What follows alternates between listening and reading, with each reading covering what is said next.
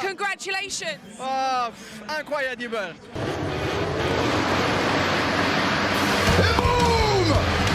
Kelly fights back. Loves to be aggressive, doesn't it? But in the future, happen something with you, will be a problem. Okay.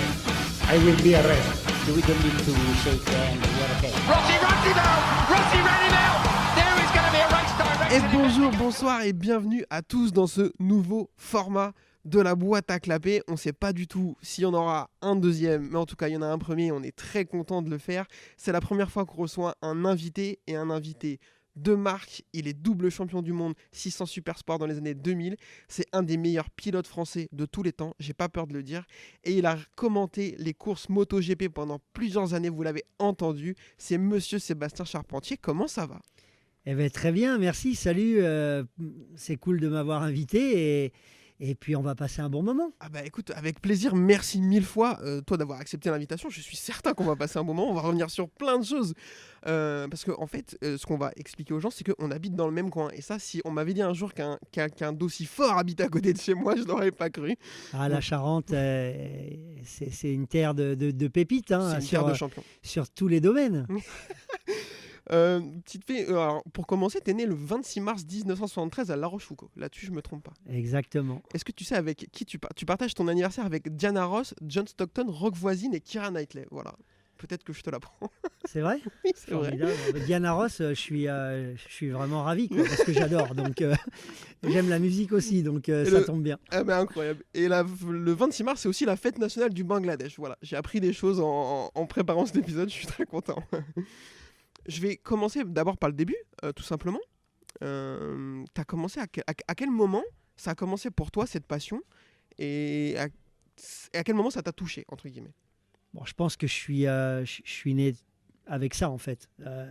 Tout petit déjà, le deux roues m'attirait et le vélo était pour moi un élément important, essentiel pour m'exprimer. Je me sentais déjà très bien dans ce domaine-là et j'ai évolué au fur et à mesure avec un village rempli de garçons plus âgés que moi qui aimaient aussi le deux roues et qui ont commencé à s'acheter leur première moto de cross. Donc effectivement, dès que j'ai pu en chevaucher une, bien évidemment, tu t'es pas méprié. J'attendais que ça, quoi, que les copains me disent allez, on va te faire essayer, quoi. Et là, il s'est passé un truc. Mais j'étais complètement déjà animé par ça au plus profond de moi. Donc, j'ai évolué au fur et à mesure, bien évidemment, avec l'âge aussi, qui te permet plus ou moins de pouvoir accéder à ta première mobilette, entre guillemets, ton premier scooter, tes premiers tours de roue sur piste. Et ça, à quel âge ça, tes premiers tours de roue sur piste? 14 ans, quoi. En fait, je me suis rendu rapidement compte que ça allait vite sur la route et que c'était pas un gage de sécurité et que je me mettais en danger, quoi. Donc, il a fallu rapidement prendre un tournant différent qui a été d'aller sur des pistes de karting pour s'essayer, quoi. Ok. Et là... là, j'en ai rencontré d'autres. Et là, je me suis dit, mais c'est ça que je veux faire. En fait. Alors, en fait, c'était ma question suivante. À quel moment tu décides de lancer et d'en faire ton métier? C'est dès que tu as essayé, grosso modo, tu t'es dit que tu avais envie de faire ça? Ouais, dès que j'ai essayé, bien sûr que je saoulais la famille avec ça. Et puis, c'est vrai que l'accès aux pistes de karting, j'en parlais récemment avec Sébastien Poirier, le nouveau président de la Fédération française de moto. C'était quand même quelque chose d'assez facile. Et à partir de là, tout de suite, je me suis senti un peu comme chez moi. Et là, je me suis fait remarquer parce que à ce moment-là, je rencontre des personnes sur le circuit de karting qui faisaient déjà le championnat. Okay. Et cette fameuse personne, Michel Pellizotti, me dit écoute, tu devrais venir t'essayer, il reste 2 manches du championnat de France, amène-moi ton cyclo, je vais un peu voir ce qu'on peut faire dessus. Et trop bien. Voilà, viens, quoi. Donc je pars et je me fais plus que remarquer. Okay. Et de là, en fait, j'ai le team Maté avec le soutien de Bidalo Ok. qui m'offre un contrat, une machine de rêve avec un vrai soutien officiel. Et c'est parti. Et en fait, en 89, je fais mon premier championnat de France que je remporte. D'accord, alors ça, c'est pas des infos que j'ai trouvées, donc je suis très content que tu abordes le Non, sujet. mais c'était il y a longtemps, mais l'histoire, elle est comme ça en fait. Ok. Je commence mes tours de piste en 87, comme ça, 88. 88, je vais faire les 2 dernières manches. Ok. Et 89, 9 du coup, ouais. je fais le championnat complet que je remporte en groupe 1 Ok. dans le team Maté Bidalo, Donc MBK. tout de suite, direct, Ouais, t'as remporté ouais, le championnat. tout de suite, ouais, c'est vraiment, je pense, fait pour ça sur le papier. Et de là, je passe pas en groupe 2 puisque je passe directement en groupe 3 dans le team officiel Bidalo aux côtés des ténors de l'époque. Ok. Philippe Pelletier, que j'ai revu il n'y a pas longtemps d'ailleurs sur le salon de la moto à Lyon. On était ravis de se revoir. Une personne que j'apprécie énormément, qui a fait aussi de belles choses dans ces championnats 50 à l'époque. Ok. Et puis, je fais champion de France junior groupe 3. Je gagne quelques courses dès la première année. D'accord, ok. Et en fait, je passe ensuite directement en 125 en 91. Ok, donc direct, donc ça c'est le championnat de France, on est d'accord. Oui, je suis pas resté longtemps en cyclo en fait. En 50, ouais, ok. Ouais. Donc juste 89-90, t'es champion les 2 fois. Ouais. Et après tu passes en 125 en 91. Et donc là c'est sur quel type de circuit? Là, c'est tous les circuits du championnat de France Ok. avec le team Reflex, avec Yves Carlot comme patron, avec les 125 RS Honda. D'accord, ah oui, Voilà. ok, Donc- belle machine ça. Donc effectivement, un passage très court en 50, mais on y reviendra après puisque j'y suis un peu retourné. Mais non, la vie, quoi, il y a des hauts et il y a des bas, et particulièrement dans une carrière de sportif. Ah oui, ça c'est sûr. De toute façon, on va en reparler parce que de ce que j'ai pu voir sur ta carrière après en Supersport, effectivement, c'est fait de haut, de bas et de rencontres, si j'ai bien compris, mais tu vas nous détailler ça. Après, alors moi, la première étape que j'ai, c'est sur ta carrière, c'est quand tu es champion 500 CB Cup en 96. Ouais. Entre les deux, du coup, entre 91 et 96, c'est de la 125. Alors entre 91 et 96, justement, non. 91 et 92 de la 125, Ok. avec des belles places et notamment une belle victoire à Pau-Arnos devant Olivier Jacques et Régis Laconi. Excusez du peu. Non, c'était cool. Et puis, ce qui m'a valu ensuite d'être sélectionné pour l'équipe de France sur le projet 250, l'équipe de France Grand Prix. Ok. Très rapide, mais malheureusement très frais ce jour-là. Et la chute est éliminatoire et je tombe bêtement, pas vite, D'accord. mais la chute est éliminatoire. Ah. Donc, donc effectivement, ça change un peu la donne. Je fais la Coupe Yamaha en 93. Ok. Voilà. Puisqu'après, je fais tout sur Honda, mais il y a Ouais, eu. jusqu'à voilà. 93. Ok. Il y a eu.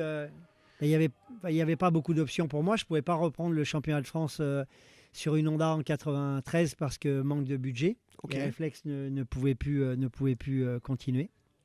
Et là, bien, je dis, on va quand même 94-95 devoir trouver une solution puisque rien. Et là, je refais ces 2 années-là chez Doppler Compétition en 50 cm3. Ah d'accord, ok. C'est là que tu dis tu y retournes après. Ok. J'y retourne, on gagne. Et puis après, il y a Yves Carlot qui revient quand même à la charge et qui me dit écoute, ça m'ennuie. Voilà, on a fait les 2 années en 125, 91-92. Mais voilà ce que j'ai à te proposer pour 96. On monte une équipe avec Guigna Baudet Ok. et tu vas faire la CB 500 Cup. Donc ça c'est du championnat de France encore. Non, c'était une coupe de marque en fait, Ah oui, ok. à D'accord. l'intérieur du championnat de France. Ok, je comprends. Mais, et parfois en dehors. Mais c'était un projet formidable, une aventure juste exceptionnelle. Et c'était fun. Je m'éclatais vraiment au guidon de la CB500. Ah, en plus, alors c'est une moto qui est réputée pour être hyper maniable, très abordable pour les gens qui commencent la C'est piste. ça, Donc j'imagine c'est que ça. quand il y a 30 mecs qui ont la même moto, effectivement, ça doit être assez fun. Exactement. Donc il y avait beaucoup de monde. Il y avait 2 séries, la série A, la série B. C'était vraiment, des week-ends palpitants, quoi. C'était super fun. Il y avait une belle ambiance. Et de là, je remporte la Cup, quoi. Ok. Je remporte la Cup avec, c'est sûr, de jolis succès. Ce qui a valu une grande piste de réflexion chez Honda, parce que on avait 8 épreuves, je crois que j'en ai gagné 7 Ok. et fait 8 podiums. Et de là, le grand patron d'Honda France, à ce moment-là, Pierre-Laurent Chauvet, se dit mais on va pas le mettre en 600 promo sport. C'était le vainqueur passé en 600 promo sport. D'accord, ok. Et je pense que l'idéal, ça serait de le mettre direct en championnat de France Super Sport. Ok, ah oui, donc direct, t'as grillé une étape et t'es passé tout de suite chez les pros, entre guillemets. Oui, en 97, je passe directement au championnat de France. Ok. Alors moi, ce que j'ai trouvé, c'est que en 97, tu vas participer à une manche du championnat d'Europe à Brands Hatch, que tu vas gagner devant un gars un peu connu après, qui aura un peu de succès, qui s'appelle James Toseland. Qui avait gagné aussi la Cup 500 D'accord, de son côté, c'est ça? de son côté. Ok. En fait, on se retrouve, moi je me retrouve pour ma première fois à Brands Hatch, et surtout en championnat de France 600 Super Sport. Je me retrouve sur un circuit diabolique. Ah ouais, alors, Voilà, avec des montées, des descentes. T'es en plein milieu des bois, vraiment des sensations très fortes. il est incroyable. En tout cas, Incroyable. il a l'air incroyable. J'ai jamais mis les pieds Vraiment, dessus. Mais... ça reste un de mes circuits favoris. Et je me retrouve à aller là-bas avec des petits moyens, mais avec une moto que j'appréciais et un désir très fort en moi de montrer ce que j'étais capable de faire en dehors du championnat de France, puisqu'on arrivait aussi à gagner en championnat de France D'accord, cette année-là. ok. Et on part à Brands Hatch. Et bien évidemment, je découvre le circuit. Et là, bagarre de dingue en course. Sous la Et- pluie, si je me suis dit. Non, sur le sec. C'était sur le sec cette fois, d'accord. Sur ok. le sec. Et là, on gagne. Donc, ça a montré qu'on avait le potentiel, que l'équipe était quand même bien structurée, même si on manquait de moyens. Mais sous les couleurs d'Honda France, je remporte, pour moi, une des premières grosses courses. Parce que c'était aussi en même temps que le championnat du monde Superbike. Donc, tu avais tous les teams qui étaient là pour avoir quand même un œil sur... En termes de visibilité, que ce soit pour Voilà. toi ou pour le team, Complètement. c'était incroyable.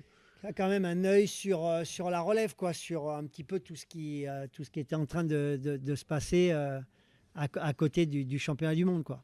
D'accord. Alors, du coup, on peut parler d'ascension fulgurante. Entre guillemets, tu arrives tout de suite en championnat du monde ou championnat d'Europe et tu vas tout de suite gagner la course. En parallèle, tu es en championnat de France, c'est ça? Oui. Et ça va bien se passer aussi? Ouais, ça se passe bien. On est devant. Je ne sais plus précisément parce que ça remonte maintenant. Ouais, mais, j'imagine. ce qu'on avait réussi à sortir comme résultat. Mais oui, je crois victoire et des podiums, c'est sûr. Et puis surtout, je crois que c'est la même année où je fais la pole au Mans sur la RC45 devant toutes les motos d'usine. D'accord, alors ça, effectivement, j'ai pas trop l'anecdote, donc incroyable. La pole au Mans devant toutes les motos d'usine, c'est ça? Ouais, et la RC45, j'avais jamais mis les fesses dessus, quoi. Donc, c'est un V4 avec Michelin. Enfin, c'est encore une fois une expérience formidable avec vraiment des coéquipiers top et une belle ambiance. Et Trop bien. On a fait ça, quoi, derrière. Trop bien. Alors, je me suis noté qu'en 98, ça va être ta première saison complète en championnat du monde. Voilà, C'est ça? Avec une victoire au Nürburgring sous la pluie. voilà. Donc le Nürburgring, donc le petit circuit, je suppose, le circuit Formule 1, C'est ça. pas le Exactement, la boucle North exactement. Sous le déluge, là. Ah ouais. Là, sous le déluge. Et Là, tu sous le vas déluge. faire 13e au championnat. Ouais, je fais Si je me 13e. C'est une année difficile. On manquait de moyens et ça n'a pas toujours été simple de pouvoir se montrer face à des grosses équipes de pointe. Et j'en parlais d'ailleurs il n'y a pas très longtemps avec Yves Kerlot, qui a été toujours là pour moi. C'était mon premier grand patron pour les courses de moto sur le plan national et ensuite international. Donc ça a été une belle aventure, une belle expérience aussi, et c'est là aussi que je me suis forgé, quoi. Bah, de toute façon, quand il y a une victoire sur l'année, ça peut pas être forcément tout gâché. Quand tu dis en plus sous le déluge, donc je pense qu'on se fait remarquer aussi sur des courses comme ça, quoi. Ouais, c'est certain. Et puis il y avait toujours, voilà, en même temps, voilà, les courses d'endurance qui étaient importantes pour Honda, voilà, pour la plupart des constructeurs et aussi pour nous, pour les pilotes français, c'était important parce que moi, quand j'étais gamin, voilà, sur mon vélo, sur mon petit BMX dans mon village, on organisait des petites courses entre copains et c'était, on appelait ça les 24 heures du Mans. Et je leur disais, tu vois, allez, peut-être qu'un jour, je les gagnerai les 24 heures du Mans, mais c'est rigolo, quoi, en fait. Mais je me suis arraché pour tout ça. Ah bah, j'en doute pas. Et alors, tu croyais pas si bien dire parce que tu vas les gagner en 2000, les Ouais. 24 heures du Mans, avec comme coéquipier William Coste et Sébastien Gimbert sur un 1000 VTR, c'est ça? C'est ça, exactement. J'ai vu qu'après, même après ta carrière en Supersport, tu allais refaire les 24 heures du Mans et le bol d'or, etc. Quelle expérience tu gardes de l'endurance par rapport à la vitesse pure? Est-ce que tu as une appétence particulière pour un des deux? Est-ce que c'est vraiment deux sports différents? Non, c'est deux choses différentes à mes yeux et encore plus à ce moment-là où on participait. Aujourd'hui, les choses ont changé, ce qui paraît aussi logique, mais gagner les 24 heures du Mans, c'était très important. L'engagement du constructeur était très fort. On disposait d'une moto du HRC direct, Ouais. avec voilà, quand même des gars comme Antonio Jiménez aux suspensions Showa. On sait quand même que voilà, Jiménez aujourd'hui c'est le chef mécano d'Aleix Espargaro, donc des gens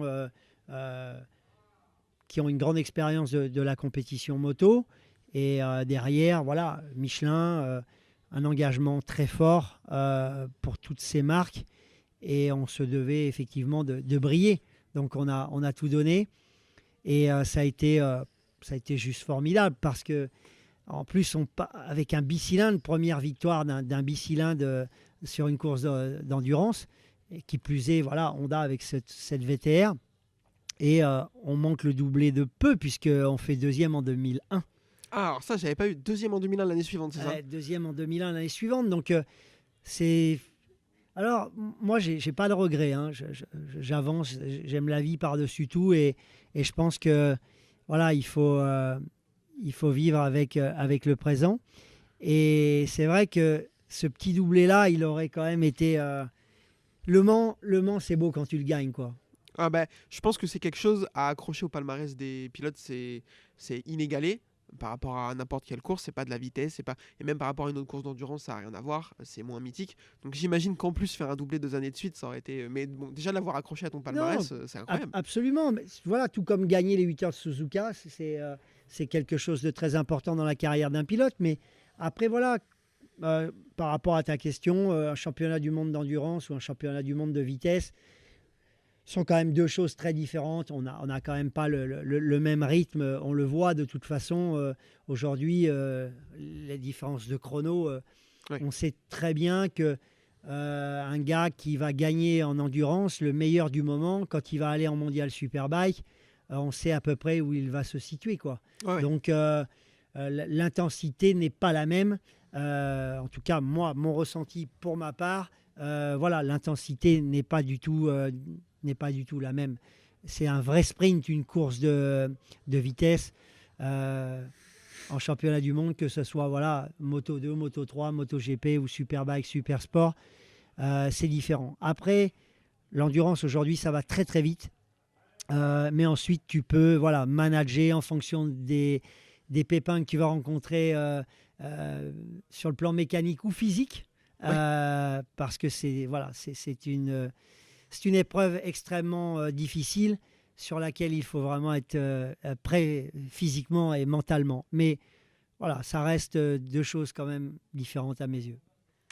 J'en avais aucun doute, tu fais que confirmer mes inquiétudes. Enfin, mes inquiétudes, non, mais en tout cas, ouais, c'est vraiment deux choses différentes. C'est pour ça qu'il y a peu de pilotes qui arrivent à faire la transition, je pense, entre l'endurance et la vitesse. Derrière, j'ai noté que jusqu'à donc 2003, tu vas signer pour Honda Claffy. Entre les deux, ça va être un peu plus difficile, entre guillemets, de trouver un guidon sur le long terme. J'ai noté qu'en 2001, tu vas avoir une désillusion avec l'annulation au dernier moment de la saison où tu avais signé en SSP 600. apparemment, d'un coup de fil du patron du team. Donc ça, c'est quelque chose qui doit mettre un coup de massue sur la tête. Ouais, mais ça, c'est le problème que beaucoup rencontrent actuellement. C'est que si tu n'as pas les budgets ou que l'équipe est très solide pour t'accueillir, mais derrière ça, j'ai jamais baissé les bras. Je suis allé faire du championnat d'Espagne. J'ai su rebondir, croire en mes chances. Faut pas que tu restes sur le bord de la touche. Ça, c'est Ça, sûr. c'est... Voilà, tu peux pas. Parce que tu perds trop ensuite. Et pour revenir, c'est encore plus difficile. Donc, ça a été aussi une très belle expérience en Espagne. Voilà, ça m'a valu aussi de belles rencontres avec un garçon qu'on connaît bien, Jorge Lorenzo. On est devenus assez... J'ai vu qu'il te suivait sur Instagram. C'est incroyable. assez copains. Et moi, Jorge, c'est un mec cool, c'est un fort caractère, mais voilà, c'est sûr que quand je suis allé en Espagne, c'était pas facile parce qu'il y avait du gros niveau. Je connaissais pas les circuits espagnols et ça, voilà, je me suis imposé. Et lui gagnait en 125. D'accord. Et en fait, voilà, moi pour lui, j'étais le petit Français qui venait et je gagnais les courses. Donc à partir de là, t'as pas le même respect Bien sûr. des autres, tu vois. Donc non, c'est chouette. Ça a été voilà des moments très forts. Mais encore une fois, il faut rien lâcher. Il faut croire en ses chances. Intéresser bien les gens qui peuvent investir sur toi et leur raconter de belles histoires pour les faire rêver et avant tout leur faire aussi connaître notre sport. Oui, bien sûr. Parce qu'aujourd'hui, il est quand même clair que en termes de relève, il faut se poser des vraies questions. Donc, c'est pour ça qu'il faut jamais se reposer sur ses lauriers et continuer d'avancer. Ça, c'est une belle leçon de vie. Vous pourrez la noter chez vous sur votre frigo le matin. Ça pourra vous motiver si vous voulez. Du coup, en 2003, voilà, tu signes chez Honda Claffy. C'est ça. Pour une saison complète où tu terminé 7e au général avec un podium. Donc là, entre guillemets, ça reprend le bon chemin. Parce que c'est une saison. Est-ce que c'est une saison que tu peux qualifier comme réussie ? Alors, réussi, oui, mais si tu veux, je la qualifierais comme le plus grand tournant de ma vie, quoi. D'accord. C'est-à-dire qu'en fait, en 2003, voilà, je suis au restaurant à ce moment-là. D'accord. Je reçois un coup de fil de Christian Hérode, le directeur du team, Ok. que je connaissais très bien. Après nos années un peu complexes en championnat du monde 600 avec le team Honda France. D'accord, ok. Et lui s'occupait du team Honda Castrol avec un certain James Tosland à l'intérieur. Il part chez Claffy, donc team j'allais dire autrichien-allemand, Ok. un mélange plutôt excellent, avec des personnes très compétentes. Et là, un fameux Gianluca Scalvini, D'accord. qui venait des Grands Prix 125, Ok. décide de ne pas poursuivre l'aventure du 600 Super Sport. Il fait une épreuve, parce que je ne fais pas le championnat, je manque une ou deux épreuves, je crois. Ok. Je crois, il faudrait regarder, mais... Et en fait, il m'appelle et il me dit « Salut mon ami », comme ça, hein. Ça t'intéresse de faire le championnat du monde avec moi ? Et là, je fais « Question, arrête, C'est une blague. c'est une blague. » Et en fait, non. Mais là, c'est pire que tout, parce qu'il me dit « Ok, bien, tu prends l'avion et tu nous rejoins à Sugo, au Japon. » Et là, je me dis « C'est une blague, ouais, effectivement, c'est une blague. » Et en fait, je fais mon sac et je prends le train. Et je monte à Charles de Gaulle et je prends mon avion pour Tokyo. Et là, je chope un train comme je peux, parce que tout est écrit en japonais. Oh là là là là là là. Ouais, oh là là là là. L'aventure. Là, c'est une histoire. Là, c'est une aventure de dingue. Et me voilà arrivé enfin à Sugo. Ok, et donc là, c'est le début de l'aventure sur l'année 2003, c'est ça ? Ouais, Où tu vas faire la première vraie saison complète en 600 Super Sport c'est ça. avec le team Honda Claffy. Ouais, aventure formidable, mais l'aventure, elle commence du moment où je prends l'avion quand même. Hein. Parce que quand j'arrive là-bas... Si t'avais pris le mauvais train à Tokyo, il se serait rien Quand passé. j'arrive là-bas, certains ont dit, lui quand même, il est venu tout seul. Pour arriver jusque-là, il est déterminé. Ouais, il a vraiment envie. Ouais, bon, c'était... les motos, elles étaient très très belles.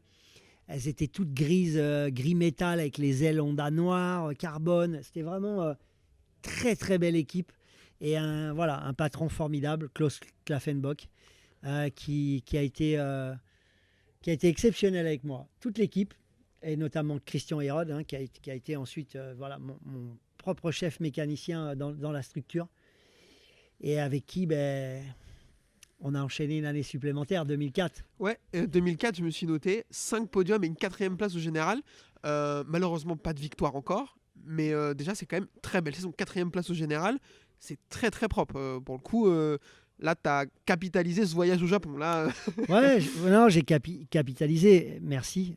Et dans l'arrière de celle de la Honda Tenket de Karl Meugeridge, très souvent, je finis mais à chaque fois, souvent à rien, parce que je voulais aller décrocher une victoire pour Claffy. ouais, c'est ce que j'ai vu, que tu étais déçu de ne pas réussir à lui avoir une victoire. Vraiment, des fois, mais Meugeridge allait vite et la Honda Tenket allait bien aussi. Donc, T'allais le savoir bientôt. et j'allais le savoir bientôt, mais voilà, j'ai tout donné pour essayer d'aller la chercher, cette victoire.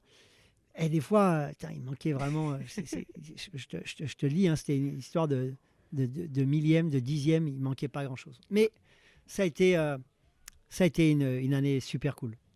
Derrière, du coup, tu parlais de la Honda Tenket. Ouais. Tu vas recevoir un coup de fil. Monsieur Tenket veut vous voir. Alors, c'est différent d'un coup de fil. C'est-à-dire que j'ai quand même toujours une bonne relation avec Tenket, puisque j'avais quand même déjà aussi, notamment dans ces épreuves du championnat d'Espagne, fait une pige avec eux. Ok. Et sur l'épreuve de Jerez, c'est Pereira qui gagne, Fabien le fameux Forêt Pereira. qui fait 2, Ok. et moi je fais 3. Je D'accord. roulais très peu à ce moment-là. Ils avaient une année de mondial dans les pattes. Ok. Donc je vais là-bas, on fait 3, on met les 3 en Tenket jaune sur le podium. Ok. Il va être content. Donc ça, c'était plutôt cool. Et de là vient cette relation. Donc je termine l'année 2004 et là, j'entends taper à la porte de mon camping-car.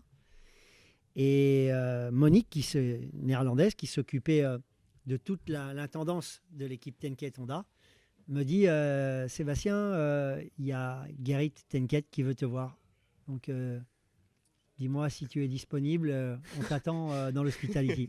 T'allais pas te dire non à ça. Et en fait, je sortais de la douche. Je dis ok, pas de problème, je m'habille et je viens. Et en fait, je jump sur le scooter et j'arrive là-bas. Ils me reçoivent. Voilà. Et là, ils me regardent et ils me disent écoute, dis-nous ce que tu veux. Et en fait, on te prend, on te veut vraiment dans l'équipe. Ah oui, donc vraiment, il te voulait. C'était Ouais, pas. Voilà. c'était. Bon, je savais déjà que les choses étaient en train de se faire. Et Honda Europe, Carlo Fiorani, à l'époque, qui gérait aussi un certain Valentino Rossi. Donc, les Italiens ont quand même été toujours très, très, très proches du championnat du monde Superbike, Supersport. Ça avait vraiment une cote très forte en Italie. Donc, à partir de là, on a trouvé des accords. Ah bah, j'en doute pas. Et on s'est serré la main et ça a été un grand moment pour moi parce que la suite on la connaît et il y a eu les essais qui se sont ensuite enchaînés et c'est vrai que je fais 4 du mondial en 2004 et en 2005 je m'étais dit voilà top 3 mais putain, c'est un champion du monde, c'est quand même il y a quand même un gros niveau. Pas que je croyais pas en moi, mais je me suis dit. Oui, c'est pas facile, quoi. Ouais, ok, si j'accroche, si je fais 3e du championnat, mais champion du monde, c'est peut-être quand même lourd, quoi. Et là, après les premiers essais, la tournée espagnole sur nos essais hivernaux, là, quand j'ai vu un peu ce que j'arrivais à faire, je me suis dit bon. Là, il faut peut-être que je revoie un peu Les objectifs à la hausse, quoi. Ouais, ce que j'avais prévu. Et là, je me mets vraiment aussi à faire un énorme travail sur ma prépa physique. Ok.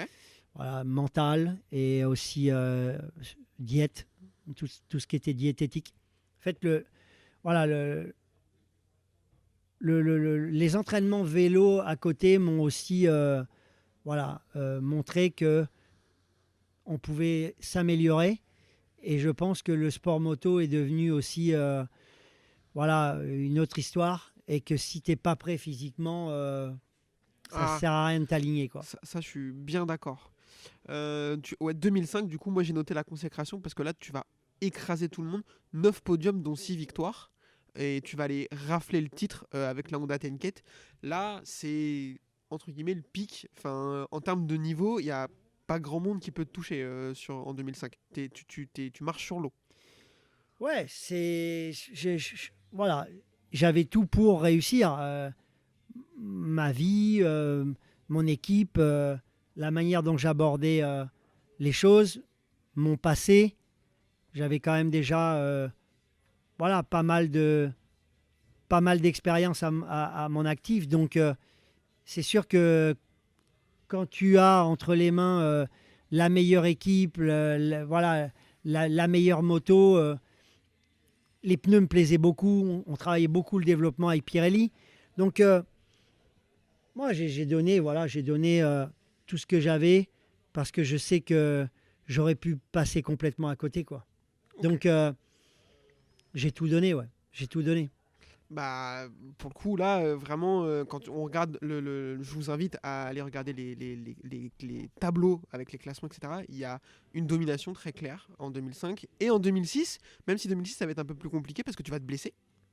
Ouais, elle est compliquée, l'année 2006, sur la blessure sévère, mais je dirais que pour moi, elle est encore plus forte parce qu'au moment où je me blesse, j'ai quasiment 50 points d'avance. Ah. Et la moto me plaisait encore mieux.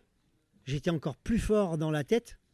Franchement, le millésime 2006, c'était vraiment, vraiment, vraiment terrible.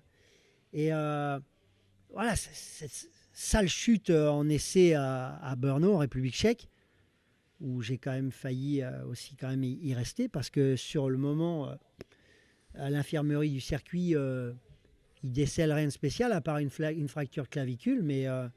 En fait, ils ne voient pas que j'ai le bassin complètement pété en L okay. et que je reste dormir sur place, mais que je suis quand même en train de faire une hémorragie interne, quoi. Et que je reprends l'avion le lendemain et que j'arrive à la clinique de la Défense et le chirurgien, le docteur Antoine, qui s'est occupé de moi toute ma carrière, me dit là, c'est sévère, la situation est grave, quoi.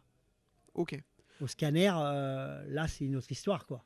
Donc là, ça va être un premier coup entre guillemets d'arrêt au moral et au physique que tu vas prendre, c'est ça? Ouais, je prends un coup, mais je suis super bien opéré. Très lourde l'opération, hein, c'est 7 ou 8 heures d'opération. Hein. D'accord, ouais, effectivement. Mais dans la foulée, il m'envoie à Cap-Breton en réduc. Ok. Et j'arrive à recourir un mois après, sur le même circuit. À Brno. Ouais, je crois que je décroche une 11e place, mais... Compliqué, alors, très très compliqué. C'est ça, alors si je me trompe pas, quand tu te blesses, c'est la 7e épreuve du championnat. Sur les 6 premières, t'en gagnes 5 et tu fais 2. Ouais, c'est ça, c'est pour ça. T'es vraiment parti pour faire une Marc Marquez 2014 ou 2019. En tout cas, je suis parti pour aller chercher le 2e titre. C'est pour ça que, après le centre de réduc, après avoir été bien opéré, après le centre de rééducation, d'ailleurs, je reste à Cap-Breton en permanence pour activer les choses. Et après, je dois me reconstruire, retrouver vraiment toutes mes capacités pour pouvoir à nouveau regagner. Ouais. Et là, j'ai quand même un coéquipier du nom de Kenan Sofoglou qui était pas à attendre. C'est sérieux. Ouais, voilà, si j'allais dire sérieux et en plus pas à attendre sur la piste. En dehors, je sais pas, mais sur la piste, en tout cas, c'était pas à attendre. Alors, en dehors, Kenan, c'est une personne adorable, tout comme Toprak. Hein. C'est des garçons attachants qui donnent tout, quoi. Qui n'ont rien eu dans leur vie, quoi. Honnêtement. Quand tu les vois s'entraîner avec des vieux R3 délabrés et tout, tu te dis, eux, vraiment, ils font avec ce qu'ils ont, quoi. Non, mais là c'est pas oui, mais quoi. C'est pas les pleureuses. Là, moi, j'ai vu des choses. Après, voilà. Très, très grand respect entre Kenan et moi. Et puis, il a fallu revenir aux avant-postes et gagner. Et même si certains n'y croyaient pas, il y avait une finale. Hein. Cette finale, elle était à Manicourt. Hein. Alors, t'arrives à Manicourt, donc c'est Kevin Kurtein, c'est ça? Ouais. Alors, je sais plus le nombre de points que t'as. T'as 8 points de retard? Non, j'ai 17 ou 18 points. 18 points de retard, ok. Un truc comme ça, ouais, 17 ou 18 points. Et ce qui se passe, c'est que tu vas faire la pole et aller gagner, et lui va chuter, c'est ça? Ouais. Donc, du coup, il a craqué sous la pression. Bah oui. Moi, je me rappelle encore, certains disent, putain, t'as eu de la chance, il est tombé. Ah non, c'est... Ça m'a toujours marqué. Michael Egan, il a pas eu de chance, C'est lui qui avait la chance et l'opportunité d'aller gagner le titre parce qu'il avait un tapis un tapis quoi en termes de points quoi. Avec ta blessure, c'était tout droit pour lui. Tu as réussi à revenir bien plus tôt que prévu. Bah, je gagne à Imola, tu gagnes à Imola, ouais, c'est ça. la semaine d'avant ou 15 jours avant, je crois. Donc, puis je pense qu'on avait regagné des courses entre-temps. Je ne sais plus précisément comment ça s'était passé, mais waouh, ça a été difficile. Mais j'ai travaillé comme un dingue. J'ai été bien entouré pour revenir. Et à partir de là, bien, voilà, tu saisis ta chance, quoi. Bien sûr. Parce que moi aussi, à ce moment-là, quand je vois le panneau m'indiquer Kurtein out, il restait encore, je crois, 15 tours de course, quoi. Ah oui, voilà, c'est ça. Là, tu as intérêt de rester calme. Calme, la tête froide surtout, et voilà, et concentré, quoi. À partir de là, du coup, tu es double champion du monde super sport. Tu vas choisir de retenter ta chance en 2007 pour le triplé. Donc là, tu vas te blesser et tu vas prendre une première retraite. Est-ce qu'à ce moment-là, la question se pose pour toi entre tenter le triplé ou tenter l'aventure en superbike? Déjà, très bonne question, mais déjà en 2005, j'avais la proposition de Ducati Xerox et de Suzuki Corona. Donc en fait, je pouvais être coéquipier des deux fameux pilotes australiens que vous connaissez tous de nom, Corser et Bellis. Mais bon, voilà, l'âge, Honda, nouvelle moto, nous on aimerait bien, Honda, on veut te garder. Voilà, c'est la famille hein, pour moi, Honda.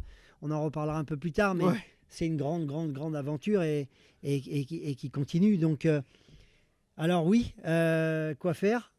Ben, je pars faire le doublé, mais là, le triplé, c'était beau. Concernant ta question, c'était mal engagé. J'ai eu beaucoup de mal avec la nouvelle moto. C'était vraiment un millésime complètement différent, la 2007. Ok. J'ai eu beaucoup plus de mal à m'adapter à cette machine comparé à Kenan. Et rapidement, j'ai quand même fait des choses pas terribles sur 2007. Okay. Et j'ai vu aussi que après ma blessure, avoir été chercher les 2 titres, j'étais papa de mon petit Mathias qui est grand maintenant, mais qui est né en 2002. J'avais passé la trentaine. Je me suis dit bon, j'étais sur des pistes de réflexion. Et en même temps, je ne sais pas si j'avais encore le niveau pour aller gagner des courses en 2007. D'accord, ok. À ce moment-là. Tout donné en 2006, quoi. Ouais, mais la moto me plaisait moins. Et en même temps, il y a des nouveaux qui arrivaient, notamment Kenan qui était de plus en plus fort. Et puis, j'avais peut-être déjà eu la consécration au fond de moi. Et c'est peut-être. À ce moment-là, peut-être que dans ton entourage, il y avait peut-être des pistes différentes à travailler pour que ça puisse perdurer un peu plus. Mais c'est juste un point d'interrogation. Je n'ai pas de regret. D'accord, non, j'en doute pas. Parce que après, il y a eu une suite derrière. Il y a encore eu des choses. Ça ne s'est jamais finalement trop arrêté. Au final, il y a assez peu de champions du monde français de vitesse. Il y en a 13. Donc, toi, tu es un de ces 13. Est-ce que tu as en tête les autres? Moi, je les ai sous les yeux. Ça te fait une compagnie quand même assez intéressante pour le coup. Olivier Jacques, Johan Zarco, Fabio Quartararo. Voilà, bien sûr. Mike Di Meglio, Arnaud Vincent. Bien sûr. Christian Saron. Ouais. Fabien Foret. Luca Mayas. Stéphane Chambon. Aussi. Sylvain Guintoli en Superbike. Exactement. Je crois que c'est Jean-Luc Tournade. À l'ancienne. C'est à l'ancienne, voilà. bien avant. Et Patrick Ponce. Exact. Voilà. Exact. Ça fait une compagnie quand même. Ouais, c'est chouette.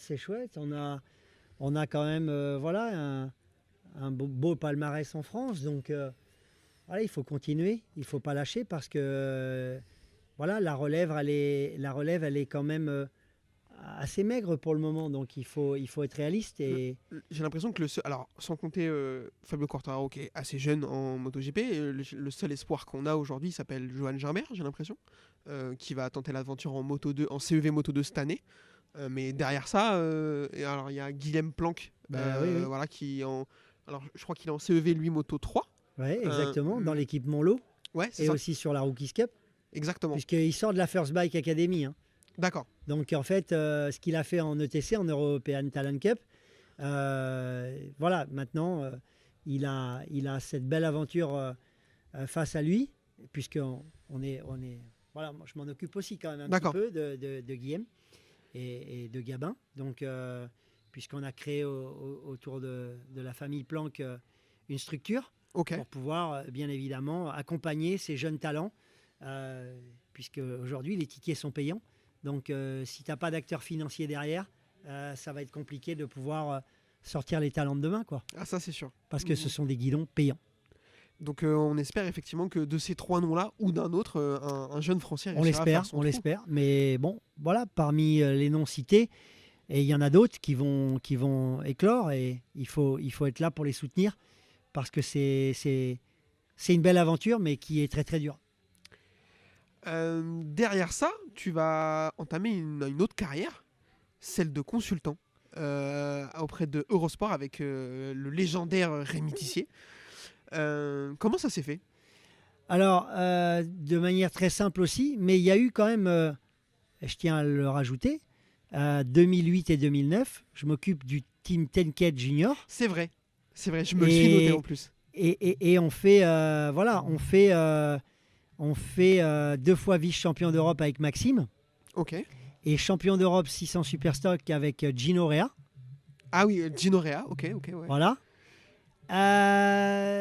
Et on fait aussi le bol d'or avec Jean-Michel Bayle en 2008 avec la Honda Motor J'ai Revue. noté que tu avais été coéquipier de Jean-Michel Bell au Bol d'Or, effectivement. Voilà. Ouais. Ça, c'est Avant qu'on parle de Grand Prix, mais bien sûr. et mon rôle de consultant. Il y a eu aussi Le Mans en 2009 avec la Honda Tenket, la 111, on fait deuxième. Ah, Avec tu fais P2 encore. Mathieu Ok. Lagrive et Steve Platter. Mathieu Lagrive, j'ai vu que tu avais eu pas mal. Quand tu avais retenté de reprendre aussi sur la Triomphe, c'est lui qui avait repris ton guidon après que tu arrêté. Donc, effectivement, avec Mathieu Lagrive, tu étais coéquipier, etc. Vous avez une relation. Voilà, donc voilà, avant de complètement tourner la page, Ouais. fermer le bouquin, je reçois un appel de la secrétaire de Arnaud Simon, le directeur de Eurosport France à ce moment-là. Je monte à Paris et je signe en tant que consultant pour commenter les MotoGP. D'accord. Et ça, c'est quelque chose que tu avais envie de faire ou... Alors, c'est un exercice que j'ai voilà, toujours apprécié et que Rémi Tissier avait aussi donné la chance sur les week-ends de Superbike Supersport, puisque comme la plupart d'entre nous, il nous invitait au micro Ouais. pour l'avant-course ou l'après-course, et souvent j'allais commenter la deuxième manche de Superbike. D'accord. Et j'avais déjà fait quelques émissions chez Eurosport Motocritique. J'ai été convié suite à mes résultats et, en piste. Et de là, eh bien, on a trouvé un accord pour que je devienne consultant pour commenter les Grands Prix. Donc ça a été là aussi de beaux moments. J'ai beaucoup appris. Ouais, c'est ce que En j'allais dire. commentant. C'est quelque chose que toi, tu as vraiment aimé faire. Ça s'est arrêté quand quand le MotoGP a été racheté par Canal+. Tu aurais continué si... J'ai rencontré Canal+, et D'accord. puis ensuite, on n'a pas trouvé d'accord final, et je pense qu'en même temps, il souhaitait remodeler complètement l'équipe, quoi, Ok. avoir des têtes différentes. Mais voilà, on s'était rencontrés avec les personnes de Canal, et bien voilà, c'est une aventure qui s'est arrêtée, et puis de là, j'en ai parlé à mes partenaires, et notamment Honda, et aussi First on Track, où l'aventure prenait de plus en plus d'ampleur, et tous ces gens m'ont dit, nous on a besoin de toi encore plus, donc Tu as fait le choix de partir plutôt là-dessus. ouais. Et puis ça a été un bon choix parce que je prends énormément de plaisir à transmettre. Et voilà, Honda est une belle famille. On a des belles motos aujourd'hui pour rouler sur circuit. On roule sur des beaux circuits. Donc, c'est sûr que chez First on Track, maintenant, ça va faire presque 15 ans. Donc, Alors, explique-nous du coup comment ça fonctionne. C'est des gens qui s'inscrivent pour du perfectionnement sur piste, c'est ça? oui, du roulage avant tout. Ok. Mais en même temps, ils peuvent prendre du coaching Ok, avec toi ou... avec moi, avec Pierre Lapizac aussi, qui est un Ok. voilà, diplômé d'État et qui fait très bien son job. Et ça fait 15 ans qu'on est ensemble. Ensuite, il y a aussi Mathieu, il y a aussi le patron, Ludovic Génestier, qui coach aussi. Puis quand on a besoin d'extra, par exemple, on prend Bernard Rigoni, l'ancien patron de la compétition chez Honda, D'accord, ok. qui, du haut de ses 70 ans, nous fait encore du très très bon travail. Donc, c'est en pleine expansion, quoi. Depuis voilà, nos champions français, le dernier en MotoGP, bien évidemment, et le premier en France, Quartararo, Ouais, ouais. bien, ça a créé une belle émulation et on a de plus en plus de monde. Et aussi des performances de Johan, hein, qu'il faut saluer, hein, bien évidemment. Hein. Johan fait Zarco un super boulot. Voilà, et très très belle et grande carrière. T'es ambassadeur Honda aussi. Hmm. En quoi ça consiste exactement? T'es sur les événements Honda, etc. Tous les événements que Honda décide voilà, de m'associer. Ça peut être des tournages de films, comme on a fait avec Mike Di Meglio, Trop bien. sur tous les tutos de la nouvelle Fireblade. Ok. Alors ça peut être voilà, 3-4 jours de tournage en Espagne, du matin au soir, pour essayer de bien expliquer à tous les futurs acquéreurs de Fireblade Comment ça fonctionne? comment ça fonctionne. Ah, surtout qu'il y a des chevaux, donc c'est mieux qu'il y ait Ouais, des gens compétents exactement, qui c'est expliquent. très intéressant. Et après, voilà, la convention ou les conventions, je peux aussi avoir des actions à faire sur la partie automobile. Mais voilà, Honda, c'est une multitude d'événements qui sont voilà, liés à la moto, que ce soit sur circuit ou sur route. Je peux faire aussi une présentation sur route. Trop bien. On a fait l'Africa Twin, on est parti de Biarritz, du casino, et on est allé à Saint-Sébastien en Espagne. Donc, voilà, c'est très ouvert, mais j'ai toujours été aussi ouvert à ça avant.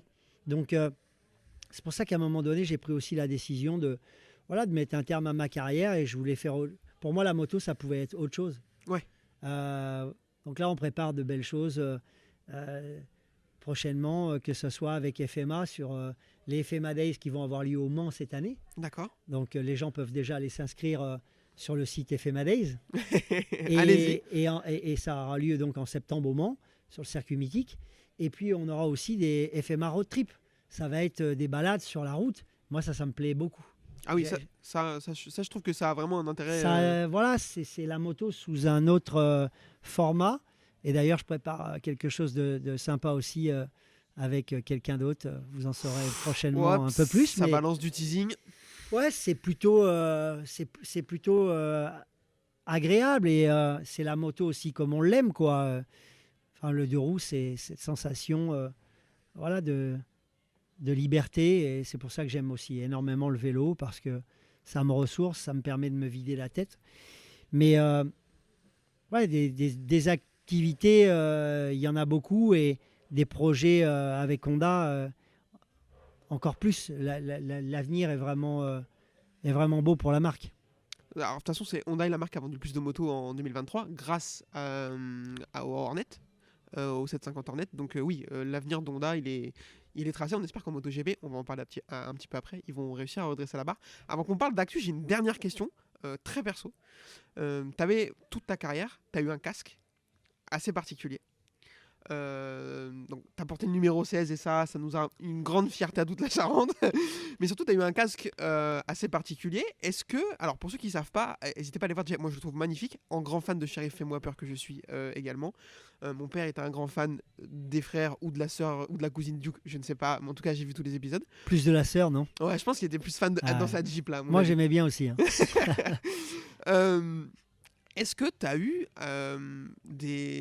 Est-ce qu'on t'a fait des remarques ou des problèmes avec cette déco de casque? Parce qu'on sait qu'aujourd'hui, c'est un peu compliqué parce que le drapeau, il a une connotation assez particulière, etc. Donc les gens qui n'ont pas la référence de la série, est-ce que toi, quand tu faisais carrière, est-ce que tu as eu des soucis à ce niveau-là? Sur la fin, là, puisque j'utilisais encore cette déco, et notamment voilà, magnifiquement bien réalisée par toute la famille de OCD Design, moi, je leur ai dit, voilà, je ne veux plus rouler avec par rapport à tout ce qui se passe dans ce monde. Et en même temps, je ne veux pas que ça fasse trop racing. Voilà, comprends. le côté coach aujourd'hui, tu es dans la transmission, voilà, tout comme mes cuirs, je veux vraiment que ça reste sobre. Donc, c'était bien qu'on passe à autre chose. Après, moi, je vais être très franc avec toi. J'étais un fan, et je reste encore, demain, ça passe, je regarderai, de la série. Ouais, Moi, la Dodge. j'ai des amis de différents horizons. J'ai aucun problème avec quoi que ce soit. Donc, à un moment donné, il faut, je pense, arrêter d'aller chercher des problèmes là où il n'y en a pas. C'est la déco que j'adorais, la couleur, le côté, voilà, la couleur avant tout, ce casque orange, je pense qu'il m'aura porté chance. Et puis, à un moment donné, voilà, on tourne une page, on passe à autre chose. Mais avant tout, voilà, fan de la série. Et c'était aussi, voilà, avec Fabien Forêt, qui est mon ami d'enfance, et c'était un peu notre histoire, quoi. Donc voilà, j'aimais avant tout regarder ces séries-là, et la déco me plaisait, la couleur aussi. Le reste, ça n'avait rien à voir avec tout ce qu'on peut s'imaginer. Et quel dommage d'ailleurs, parce que finalement, c'est peut-être les gens qui s'imaginent ça, qui sont peut-être pas sur la bonne voie, quoi. Oui, bien sûr. Non, mais Voilà. moi, je suis d'accord avec toi. Cette déco, elle est incroyable. Si j'avais une Dodge Charger, elle serait orange avec le drapeau dessus. Et C'est certain. puis voilà, c'est le côté, ces gros 01 sur les portes. Ouais. Ah, moi, ça Les me portes plaisait, soudées, quoi. les portes soudées. Les tout, portes soudées, les gros 01. Bon, on a quand même fait avec la fille, ils ont fait venir un Dodge Charger. On avait fait une déco, une moto spéciale en 2004 à Assen. Ah oui, Bon, ok, d'accord. et voilà, là-bas, on sait que les Pays-Bas sont aussi. Ça passe par là-bas, tu vois, D'accord. les homologations, les voitures et tout. Et on connaissait un gars qui avait un Dodge Charger, mais authentique, quoi. Le gars, il est venu, on a fait des photos. Voilà, il y avait une nana, une jeune néerlandaise toute belle qui s'était déguisée en Daisy Duke. Bon, ouais, c'est. Tu vois, moi, j'aime bien écrire des histoires, quoi. Ouais. Tu vois, sinon, c'est un peu platonique. Je comprends. Incroyable. Je te propose qu'on parle d'actu maintenant un petit peu, parce que tu m'as dit avant qu'on commence que tu suivais encore. Donc, et moi, j'ai très envie d'avoir l'avis d'un champion comme toi sur l'actualité Superbike et MotoGP. Donc, j'ai quelques petites questions. On va commencer par le Superbike. La saison qui arrive s'annonce, à mon sens, palpitante, entre le transfert de Toprak sur la BM, l'arrivée de Johnny Ray sur la YAM, le Lest qui va être demandé de porter à Alvaro Bautista, l'arrivée de Nicolo Bulega qui fait des super, tu m'en parlais avant le début, des super essais, le retour de Iannone, Petrucci qui est toujours là, etc. Qu'est-ce que tu attends de cette saison? Est-ce qu'elle t'intéresse autant que moi? Absolument. Je suis, bien évidemment. Je regarde. Oui, c'est chouette. Et puis, il y a un niveau de dingue. Les courses, elles sont riches en émotions. Ça change tout le temps. Et puis derrière, voilà, la performance des machines. Toprak qui arrive sur qui arrive sur la BM. Donc là, ça va être à suivre de très très près. Et puis les débuts très impressionnants de Nico Bulega. Gros talent. Champion super sport qui bascule direct sur la Superbike et qui écrase comme ça. Les essais d'hiver, là, ouais, il a été très fort. Là, je pense que quand tu commences comme ça direct, bien évidemment, il ne faudra pas se blesser, parce que c'est le point le plus important chez un pilote moto, la blessure. Mais il impressionne et je pense que dès les premières de roue, dès les premiers tours de roue, quand tu fais ça, ça présage de grandes choses derrière. Moi j'ai une question un peu sur Toprak et sur les pilotes de manière générale. Moi je suis un peu moins, pour être honnête, Superbike je suis un peu plus de loin, et je suis allé quand même à Manicourt l'année dernière. Il m'a impressionné visuellement, ce qu'il est capable de dégager, c'est incroyable. Il a fait une énorme bagarre en manche 2 avec Rinaldi, il a fait un freinage de fou furieux à Johnny Ray en manche 1. Pourquoi on l'a pas vu en GP? Est-ce que c'est un problème d'opportunité, ou est-ce qu'il a été un peu mal conseillé par Kenan Sofuoglu ou par Yamaha, ou parce que simplement il est un petit peu juste en termes de niveau pour aller se battre avec les autres? C'est vraiment... je pense que c'est deux pilotages très différents. Il a été convié à des tests. Ça n'a peut-être pas été suffisamment bon pour pouvoir valider son entrée dans une top équipe. Après, je pense que s'il y avait encore, comme à l'époque, une course en Turquie, sur le superbe tracé, Istanbul Park, là, il est incroyable. Où Lorenzo s'était sacrément blessé aux chevilles. Ça serait peut-être différent, parce qu'il ne faut pas écarter tous les aspects politiques aujourd'hui, notamment dans ce sport, et dans tous les différents sports d'ailleurs. Mais sacré talent, c'est sûr que de toute façon, si tu regardes bien tous les Turcs là, tu peux les citer, regarde comment ils pilotent, et voilà, c'est leur façon de s'entraîner, leur détermination. C'est sûr que quand tu regardes Toprak, là, tu te dis comment il fait pour rester dessus, quoi. C'est affolant. Mais Kenan était déjà comme ça. Et après, tu regardes le petit en Moto 3, c'est pareil. Alors, c'est ce que j'allais dire. Nous, on parle du coup de pas mal de motos en Moto 2 aussi, notamment de Denis Ondiou. Je suis pas un énorme fan de sa personnalité. Je trouve quand il fait des signes aux pilotes derrière lui et tout, je trouve qu'il en fait un peu trop. Mais qu'est-ce qu'il est fort! Cette année, je crois que c'est dans le dernier tour à Barcelone, dans le virage 10, il tente un truc, mais il n'y a qu'un mec de l'académie de Sofuoglu qui peut tenter ça, c'est pas possible. Il tente d'en prendre 10 d'un coup au freinage et tout. Et je pense que cette année en Moto 2, je pense qu'il va être très très fort. Je sais pas ton avis sur le sujet. Mais je pense. Et puis, il prépare particulièrement bien le sujet. Donc, après, voilà, cette hargne, un acharnement complètement décuplé. Voilà, moi, je me rappelle de batailles avec Kenan. Voilà.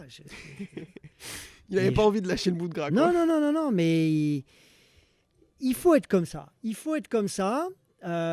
Si tu veux être champion du monde, il te faut de toute façon gagner des courses. Alors ça, c'est arrivé que certains ne le soient pas, certains le soient sans gagner de course, mais c'est quand même, tu as très peu de chance. Donc la probabilité est faible. Mais écoute, c'est des balaises à l'entraînement, dans les actions qui peuvent mener en course. Si ils te font fermer les yeux, quoi. Donc non, je pense qu'il sera bien, Denis en Moto 2, et puis il est dans le meilleur team en plus chez Ajo. Ouais, complètement. Donc à suivre de près, et puis pareil pour Toprak, à suivre de très très près même. Mais ça va être de toute façon, les championnats vont être juste magnifiques. Magnifique. Je suis 100% d'accord avec toi. Quelques questions sur le GP. On est à N+1 de l'arrivée des sprints. Toi, qu'est-ce que tu en penses de ces sprints de manière générale? Bien, je pense un peu comme tout le monde. Gros point d'interrogation quand même, quand tu vois le nombre de blessés. Tu peux te poser des questions. Et d'ailleurs, j'en parlais très souvent avec des copains qui viennent de sports différents, qui ont été pros, que ce soit en foot ou dans d'autres domaines, qui suivent la moto de très très près et qui te disent ouvertement, voilà, ces courses sprint, à force de les éliminer un par un, combien il va en rester? Physiquement, ça a été dur. Et comment la Dorna va gérer ça, quoi. Donc, Donc ça attire l'œil.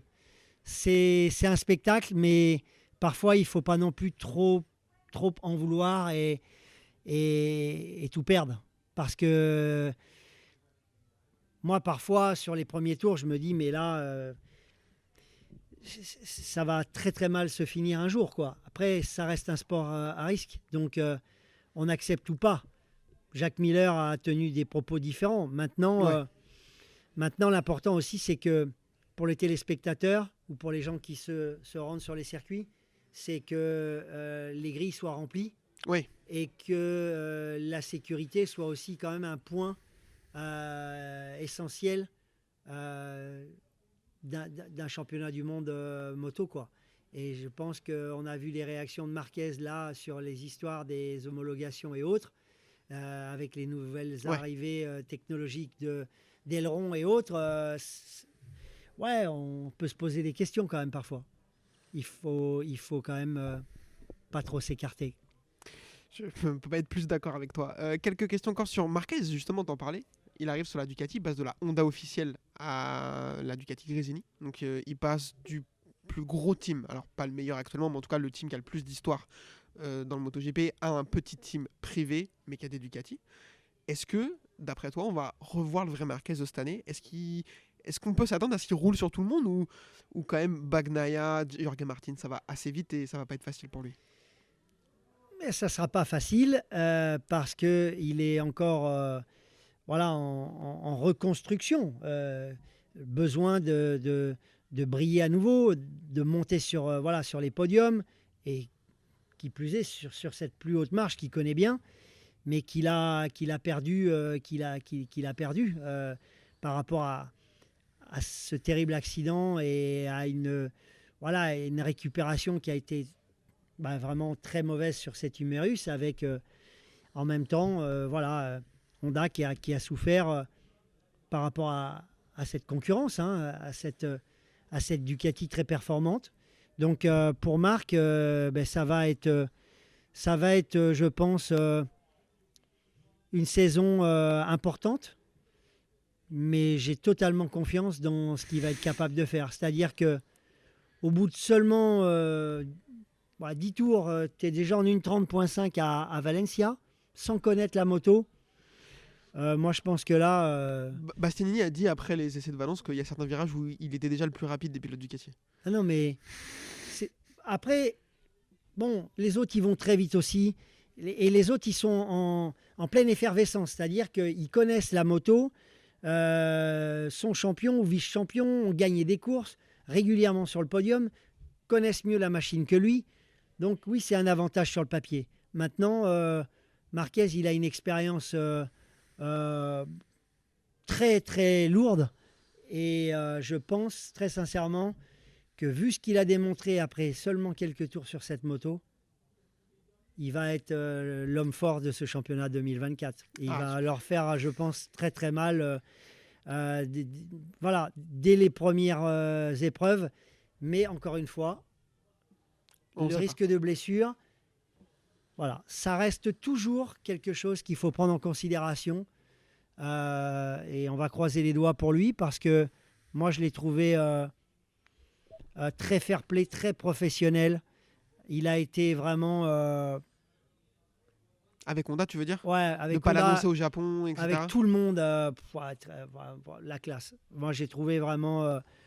j'apprécie beaucoup Marc et ça n'a pas été facile ce qu'il a vécu ces derniers mois, ces dernières années. Ça, donc, on peut lui souhaiter que du bon.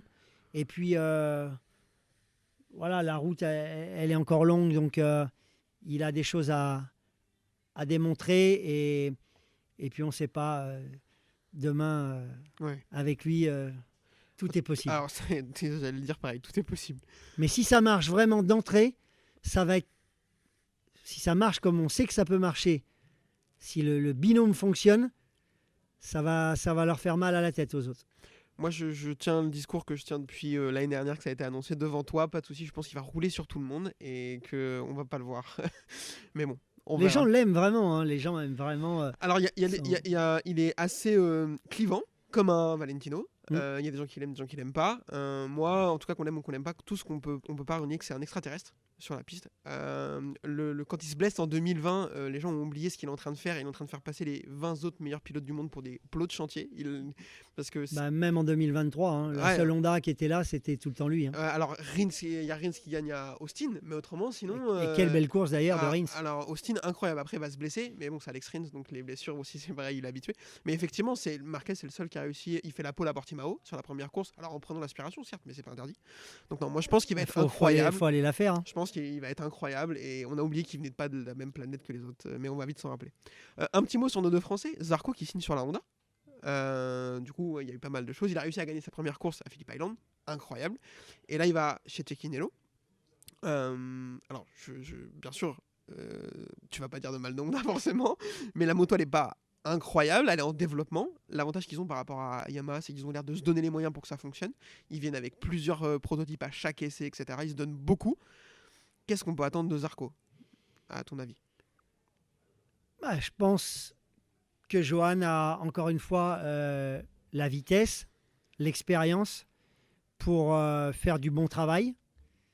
Si ça s'enclenche bien tout de suite, si tout fonctionne bien, il n'y a pas de raison pour que Johan ne soit pas aux avant-postes. D'accord, carrément. Ouais, je pense là, de ce qu'on peut un peu entrevoir, ça devrait être, j'espère, beaucoup mieux.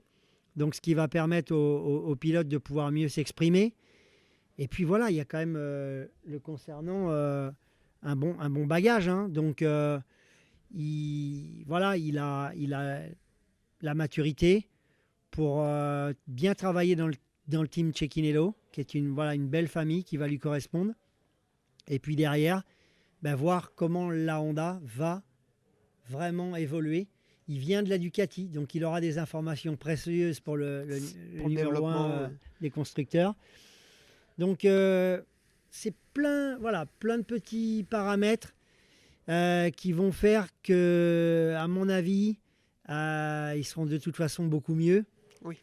Et à voir aussi comment Johan, comment Marini vont, et les autres d'ailleurs, sur cette Honda qui, je pense, aura de toute façon évolué.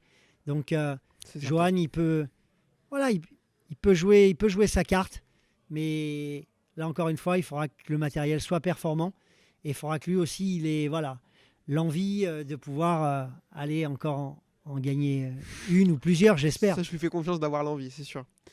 Dernière question d'actu. Pour toi, Quartararo, il s'en va de chez Yamaha après la première ou la deuxième course? C'est compliqué. Franchement... Ils ont l'air d'être venus au test de Malaisie avec la même moto. Là, il est derrière Pedro Acosta. Alors, Pedro Acosta, on sait le crack que c'est, mais j'ai un peu peur qu'ils l'ont perdu, très clairement. C'est compliqué. Après, je pense que... est-ce que l'usine Yamaha a vraiment les moyens de pouvoir rivaliser? Il y a très peu de motos engagées finalement, quand on voit l'armada des Ducati. Ils n'ont que 2 motos, c'est problématique à mon avis. Donc bien évidemment, sur le papier tout de suite, t'es bridé quoi. Donc c'est compliqué et c'est dommage parce que on peut pas, championnat du monde MotoGP, on peut pas, c'est pas une coupe Ducati quoi. Et les Japonais, ils ont toujours été là. Alors certes, ils ont écrasé souvent la concurrence pendant les années 2000. Pendant des années. 90 aussi. Il faut voir aussi que les années Ducati n'ont pas été simples. Et aujourd'hui, la tendance s'est inversée et on assiste à quelque chose de très différent. Mais il faut y croire. On a vu que Suzuki avait été capable de gagner avant leur arrêt. Quel dommage d'ailleurs, parce que on a besoin de voir toutes ces marques alignées et se battre pour le titre de numéro 1. Donc, compliqué pour Quartararo. Maintenant, on va voir. Ça reste très confidentiel. On ne sait pas tout. Et j'espère que ça sera en tout cas mieux chez Yamaha pour pouvoir permettre à Quartararo De rester. de rester, de briller et de s'exprimer à la hauteur de son talent. Mais là, encore une fois, il y a eu quand même beaucoup de choses qui se sont passées. Quand Banaya revient sur lui En 2022. en ouais. 2022, week-end après week-end, c'est un ensemble de choses. Il ne faut pas craquer mentalement. Et après, on verra ce que Fabio est capable de faire sur le championnat, sur la totalité surtout. Parce que ce qu'il faut, c'est être fort du début jusqu'à la fin. Ça, c'est clair. Pour conclure, je te propose très rapidement un tu préfères. Je te propose 2 choix. Il faut choisir. T'es prêt? Le Mans ou Manicourt? Manicourt, Oh, 2005 ou 2006? 2006. Quartararo ou Zarco? Les deux. Ok, je te l'accorde. Nike ou Adidas? Parce que je sais que t'aimes bien les sneakers. Nike. Aéro ou pas aéro? Je crois que j'ai compris à peu près. Ouais, c'est beau, quoi. Aéro. Mais oui, c'est beau, bien sûr. Et puis, c'est une belle avancée technologique. Maintenant, faut pas que ça devienne non plus un Boeing 700. Oui, mais c'est mal parti. 777. Je sais pas si t'as vu l'arrière de l'Aprilia là pour les tests, on dirait une DeLorean. Ouais, mais bon, ça va finir. Trop, c'est trop, quoi. Yamaha ou Suzuki? Honda. Ok, je l'accepte. Alpe d'Huez ou Tourmalet? Tourmalet. Phillip Island ou Laguna Seca? Phillip Island. J'aurais dit ça aussi, donc ça va. Pogacar ou Vingegaard? Pogacar, j'adore. il est trop cool. Il est bonnard, alors lui, il s'éclate, il se marre, c'est un artiste sur le vélo. J'avoue qu'on me l'a soufflé celle-ci parce que J'adore, connais il est super cool. il en reste 2, MotoGP ou Superbike? Les deux. Les deux. Ok. Ah non, j'ai pas de préférence, moi. Ok, Là-dessus. ça c'est intéressant Là, parce que tu la vois, plupart des gens ont une préférence. Oui, mais voilà, quoi, c'est Ok. respect, quoi. C'est Et la dernière que je pouvais pas éviter malheureusement, Rossi ou Marquez? les deux. Ok. Bah ouais, J'accepte. j'ai pas les deux ont fait tellement de bien à la moto. Valentino c'est juste remarquable. La VR46 derrière, tout ce qu'il a réussi à fédérer. Puis voilà, c'est pareil, des gars que j'ai eu la chance de croiser très souvent et très, très sympathiques et très respectueux. Je pense que pour eux, il n'y a pas de différence pour eux entre le Superbike, le Supersport, Moto 2, Moto 3 au Grand Prix, quoi. En Italie, Ouais. les mecs qui s'entraînent sur leur 600, ils n'ont pas... je trouve que nous, en France, on a trop de... On met trop de barrières par rapport à ça. Et les gens ont des œillères, c'est dommage, mais moi, je reste respectueux. On en a parlé tout à l'heure. J'aime l'endurance. J'ai aimé les deux. Et les deux sont différents, mais j'aime les deux. Et Marquez a tellement apporté derrière dans son style de pilotage. C'est chouette. C'est beau d'avoir des champions de cette dimension-là. Ah, mais alors là, j'accepte parce que moi, si on me posait la question, je répondrais les deux aussi. Donc j'adore les deux. Mille merci Sébastien pour ta disponibilité, pour cet épisode qui était hyper intéressant. Je pense que il y a beaucoup de gens qui découvrent le moto avec l'arrivée de Quartararo et qui connaissent pas forcément ce que tu avais. Donc je pense qu'ils vont découvrir et c'est vraiment trop cool. Donc merci beaucoup. Merci à toi, c'était un plaisir et puis j'espère que ça plaira à tout le monde et puis surtout, J'en doute pas. prenez du plaisir pour ceux qui roulent sur circuit, tranquille sur la route. Et à bientôt peut-être. Yes, ça Ciao, marche. ciao. Merci beaucoup. Bonne À plus soirée. tout le monde. Salut. Salut. Congratulations! Oh, incroyable!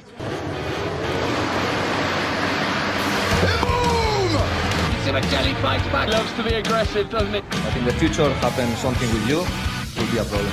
Okay. I will be arrested. We don't need to shake hands. We are okay. Rossi